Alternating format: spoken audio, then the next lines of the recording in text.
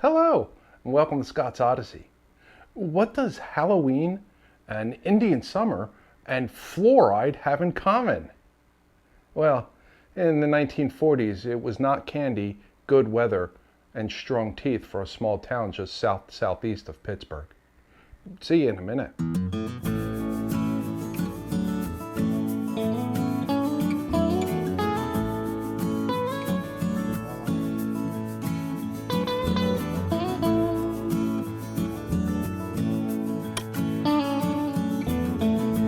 Welcome back. If you've watched my videos before, thank you for your patronage, and if you're new to Scott's Odyssey, welcome aboard. The year was 1948. The United States had just begun a wane in its economic prosperity boom. You see, during World War II, the United States had pulled out all the stops, meaning we as a country came together and made every possible effort using every possible resource to achieve a common end to win the war, to end all wars. Part 2. And I say this on the eve of part 3. As a side note, to pull out all the stops is in reference to pulling all the physical stop knobs to the open position on a pipe organ. So as our war machine began to wind down over 1946 through 1947, we went from a low unemployment rate with labor shortages, controlled prices, no inflation, and both willing and able tax-paying citizens to unneeded companies and materials in abundance with no demand for production and most definitely no demand for bodies to do the work of these companies going bankrupt. Corporate shrinkage was happening all over and a steep inflation to fill the gap between those who were now unemployed and unwilling to spend what little money they had held back. So business models changed and production processes became less concerned with well-being and more concerned with how fast a product can be put to market when demanded at the lowest cost possible.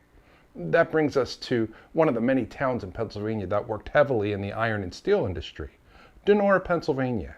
In the late 1800s, Richard Betty Mellon, a banker, philanthropist, and some claim industrialist, decided to invest in a site along the Monongahela River and the Pennsylvania Railroad line in order to take his banking money and philanthropism to create a copycat industry that had been existing in these areas for the previous 60 years through the canal industry and its connection back to central Pennsylvania.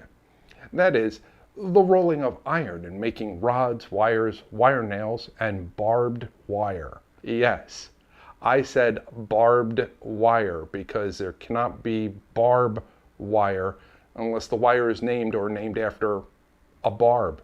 So because the barb is an adjective modifying the noun wire, it can only be called barbed wire. Anyway, Richard Mellon was not exactly fit for executing this business plan and did what any philanthropist with a lot of money would do, and that was find someone who knows how to do the job better and buy them. That brings us to William Henry Donner, who was currently operating his successful National Tin Plate Company, a company that held the patent for tin plate rolling that he recently moved over to the former Coke ghost town of Monessen and established a mill that gave employment to those remaining in the town. Richard Mellon made a proposal to Donner and offered up the exchange of the land and the idea of wire rolling and stepped himself into a position of financial backer. Donner liked the idea, but had a much bigger take on the concept, which ended up bringing in additional backers. Those backers would be Richard Mellon's older brother, Andrew William Mellon, and Andrew's best friend and business partner, Henry Clay Frick. Andrew Mellon, like his younger brother Richard, are both part of the world-famous Mellon family who saw economic ruin in the Great Depression. Henry Clay Frick was himself an investor and an actual industrialist who made it big with his Coke manufacturing company. More importantly, Frick stepped into bigness when he became a robber baron under his title of chairman for his close friend Andrew Carnegie and the Carnegie Steel Company. So, super smart Donner was going to make a new company that copycat all the other steel companies in making nails and wire, but also bring along his technology and ownership of tin rolling, and was backed by the steel barons of Carnegie, Mellon, and Frick. Hopefully by now you're getting the picture of this location and its history from an economic and business process perspective. If you're not, then let me add this little part. The newly formed location for the mill became named Donora, a portmanteau of William Donner and Andrew Mellon's wife Nora, to create the town of Donora. And yes, these are the same exact Mellons, Fricks, Donners, and Carnegie of the famous South Fork Dam that took out Johnstown in the Great Flood of May 31st, 1889. So now you have the base history of the Donora establishment and the Union Steel Company. Let's flash forward to World War I. The war placed a demand on the need of wire and rods, causing the company to expand to even larger size. And in short time, they were the world's largest manufacturer. Because of a sudden increase in the need for brass, especially with the expansion of the U.S. metal ship Navy fleet, there was a demand for the basic materials that make brass. Those would be copper and zinc. Well, wouldn't you know it, the past 100+ years of burning all the coal and smelting all the iron left a wonderful slag byproduct in Pennsylvania known as coal gang and fly ash, of which 67% is pure zinc. The company performed a major shift in the production of zinc for the purposes of providing material to companies to make brass, as well as the cute little side hustle of now being able to apply zinc with the wire and rod process, giving us galvanized nails, wires, rods, and barbed wire, protecting them from weather and giving them longevity from rust. Now, there's also a little side hustle that was taking place with the government, because zinc was, during the end of World War I and into World War II, a component used in high explosives as initiators, initiator charges, igniters, and secondary explosive pyrotechnics. And this little element known as zinc is what brought us closer to the story of Halloween, an Indian summer, and fluoride. In the production of zinc, to extract it from the fly ash and coal gang, you would be required to have something that was able to separate slag, the formerly cooked at over 3,000 degrees Fahrenheit byproduct of melting iron, to extract a material that separates into a liquid at 800 degrees Fahrenheit and a gas at 900 degrees Fahrenheit. So we have a problem. The answer was not smelting, but rather sintering the byproduct and adding a lot of reactive chemicals to release the zinc as a fume and ending with molten zinc.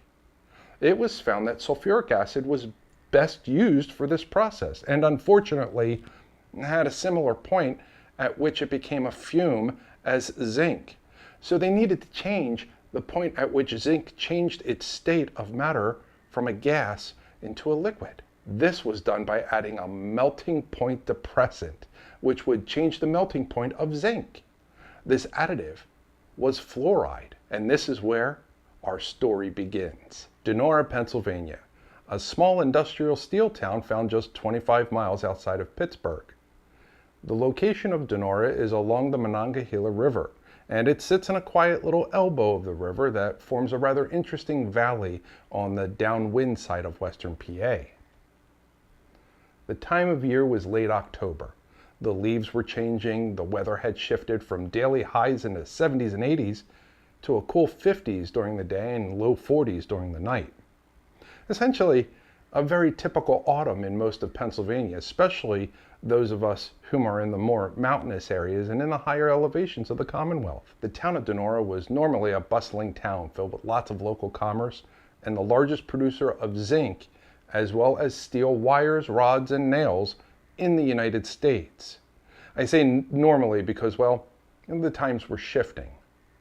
The Second Great War was over, and the need for Donora's primary mercantile products were, well, I'd like to say in less demand, but essentially so less in demand as to barely be needed. This led to a host of layoffs, factory closings, and a minor depression for a town built solely on the steel industry. It wasn't just here that this was an issue. This was all over the United States. So although many companies and mills shut down, a good handful did whatever they could to stay alive. And with this came the situations of undermanned factories burning the midnight oil in order to keep up with what little demand they had when it actually came in. A story often heard with companies when the market becomes so saturated that when it collapses in on itself, you end up with very few producers who are cutting corners to make ends meet and still be in business when the demand springs up for an order here and there.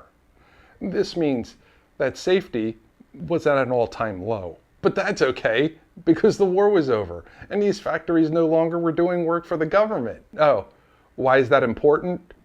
Well, in 1936, the U.S. had implemented the Walsh-Healy Act, which required companies that contracted with the federal government to maintain certain workplace standards for the health and safety of employees, their families, and the local community. But now that the war was over, these standards didn't have to be upheld, which gives us a picture of factories trying to operate that were underemployed, underneath safety guidelines, cutting corners in order to conserve or save profits, and completely unregulated. Something that we today have concerns about to a point where it's almost impossible to operate a business without being over-regulated into a chokehold of the inability to produce any products. But that's, of course, how the pendulum swings when it comes to such issues, and also why we receive more products from foreign countries without these regulations instead of just making it here in the United States ourselves. And that is the industrial picture of Donora, Pennsylvania, as well as most of the area of Pittsburgh, especially along the Monongahela River in the late 1940s. This is also where the names Pittsburgh, the city of smoke, or Pittsburgh, hell with the lid off, came from.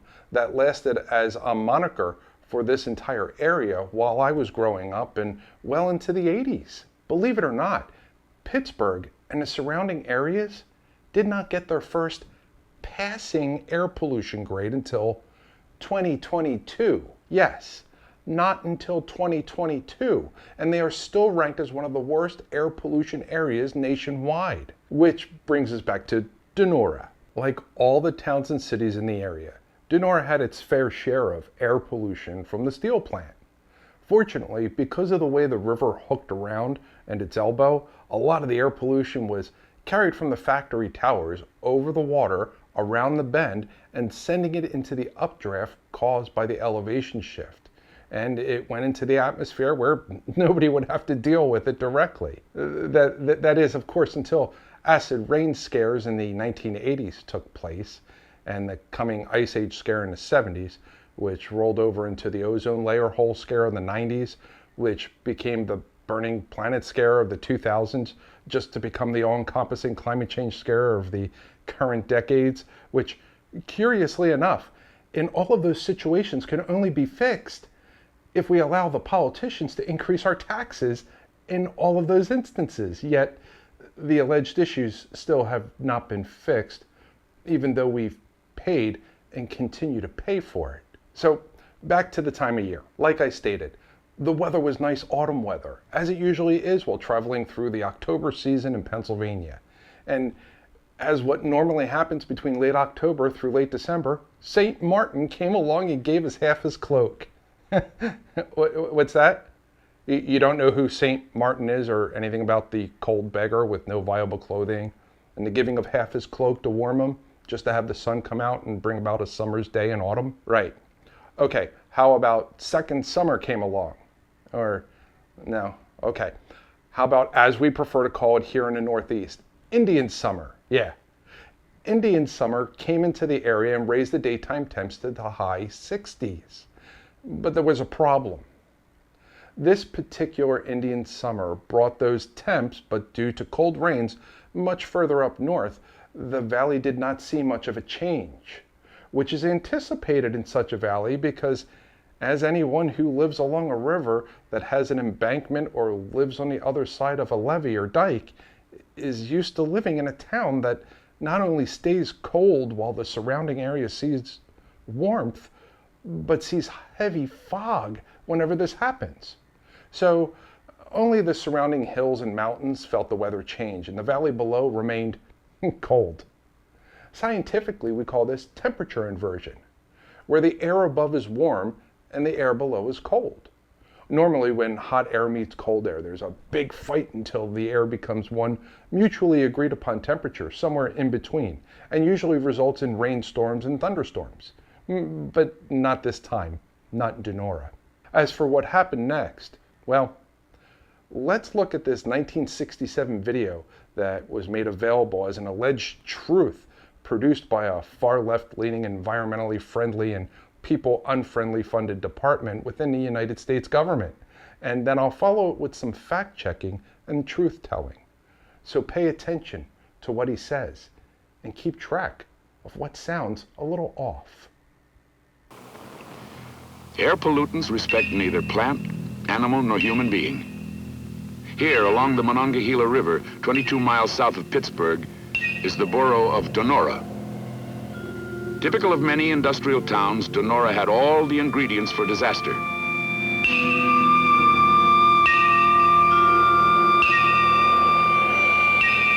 It's built low, along the river, and hemmed in by steep hills that act as effective windbreaks.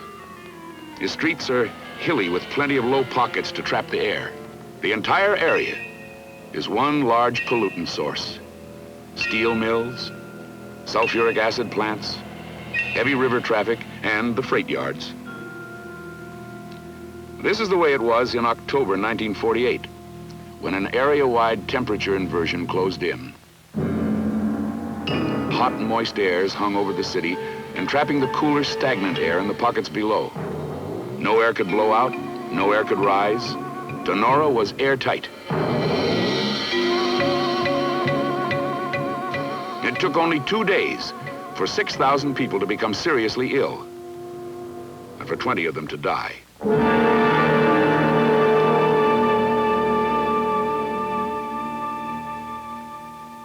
Since the disaster, little in Donora has changed.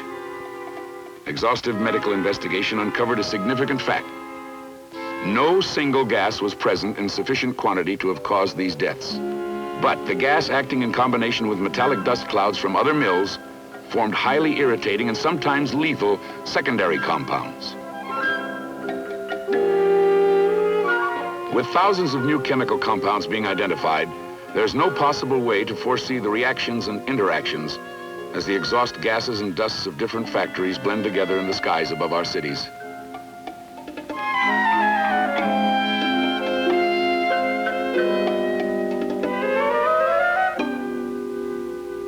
Let it be known that this video was created by Murdoch Heed, a man who was a dentist and a lawyer at some point, became an environmentalist and activist regarding nature. And then he was granted an honorary PhD in sociology, making him doctor. Funneled all of his donations into an organization he called the ODDDySEEy Foundation, which diversified its money into other shell companies that he'd created, such as the ODDDySEEy House, the ODDDySEEy Center, and the ODDDySEEy Productions Media Company, which, even though the government funded this man for their political agenda, ultimately got him put into jail for laundering money and bribing multiple senators in the Democratic Party to vote in the direction of his environmental endeavors. And yes, this video is a public domain video found on government websites, specifically the National Library of Medicine, with the title of Beware the Wind, produced by the ODDDySEEy Productions Media Company. Produced by the ODDDySEEy Productions. They don't even try to hide their name. And to this day, the video is considered a valid source of information for why companies must be regulated out of existence. In the video, the narrator states, Donora had all the ingredients for disaster. Well, in hindsight, yes, it had all the ingredients for disaster.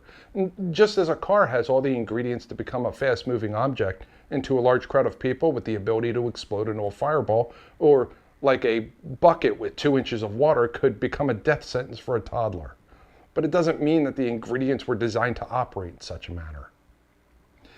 The companies that were running this stuff, they knew they were a fog town. So the idea that there was going to be days with smog was expected and probably nothing new, as I'm sure anyone who passes through a wood pulp town in Pennsylvania can tell you even today. He then states the entire area is one large pollutant source. Yeah, as was all of the world at this time, not just Donora.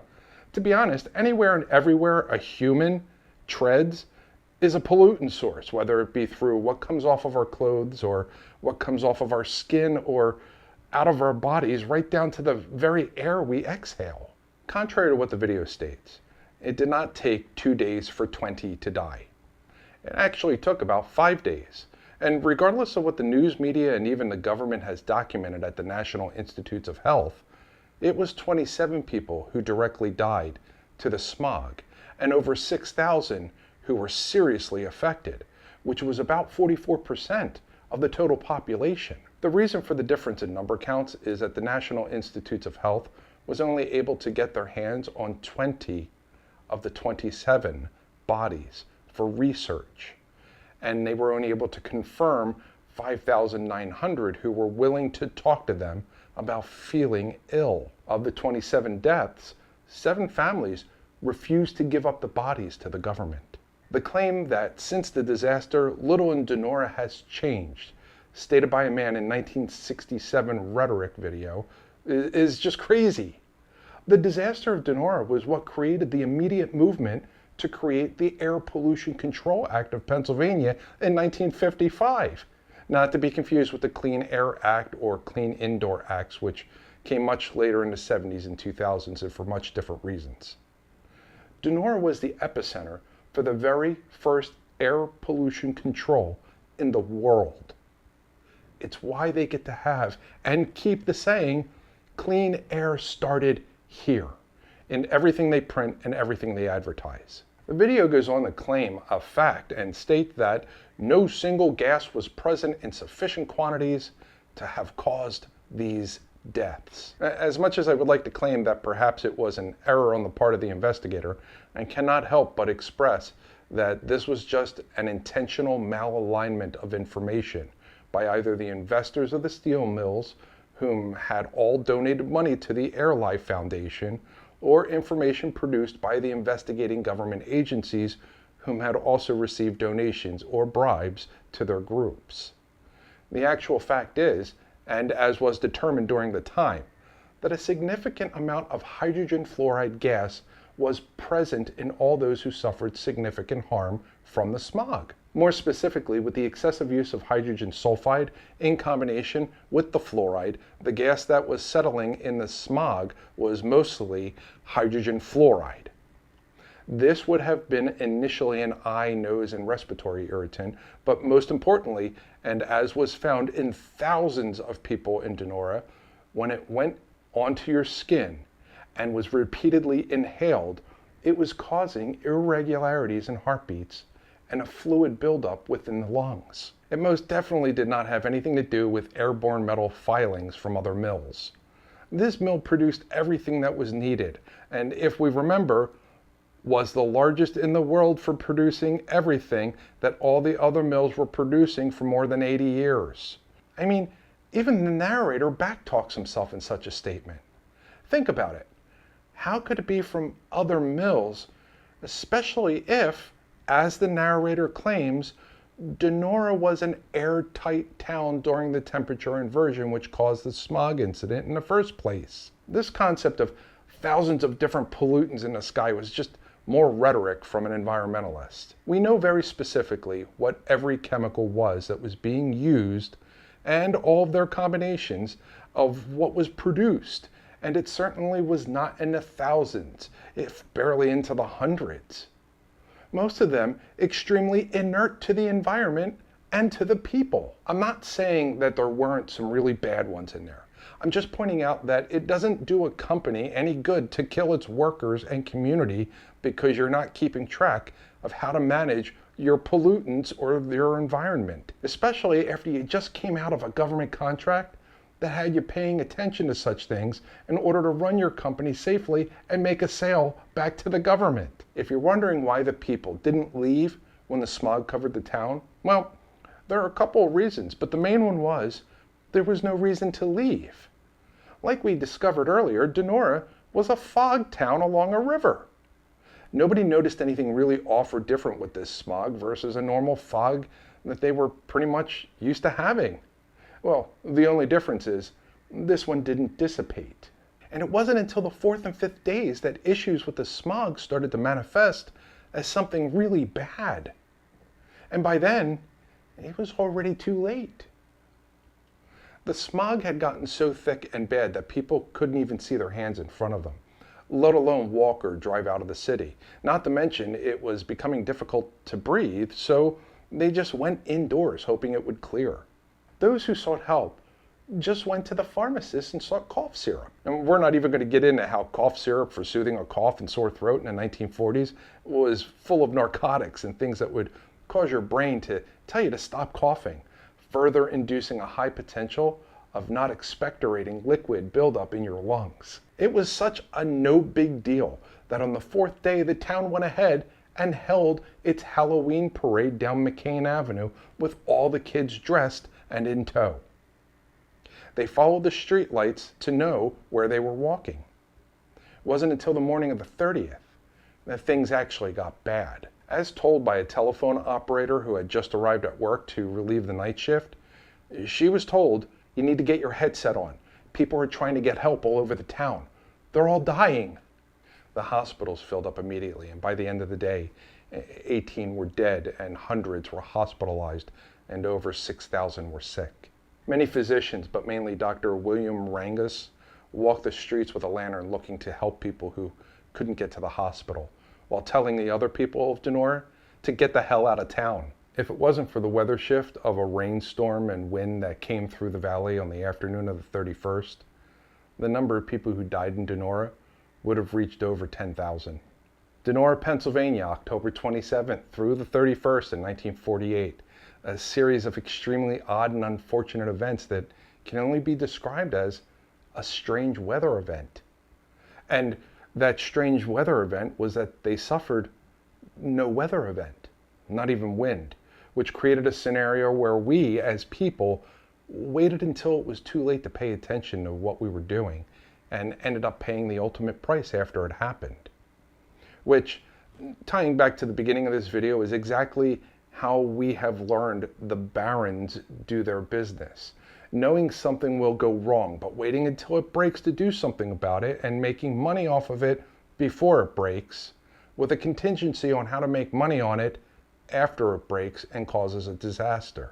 Much like what we're seeing in the United States today, where we create unnecessary solutions that get mandated upon everyone for a disaster that they haven't created yet, but they will. I hope you liked learning about the truly odd and weird Halloween disaster of Donora, Pennsylvania. Just goes to show you who we once were, we pretty much still are. If you wouldn't mind sacrificing a like to the AI algorithm below and hit the subscribe button to see more content from this channel. Oh, and if you wouldn't mind going out and picking up some merch or making a donation on PayPal or Patreon to help support a creator. As always, I thank you for watching, and I'll see you in the next video.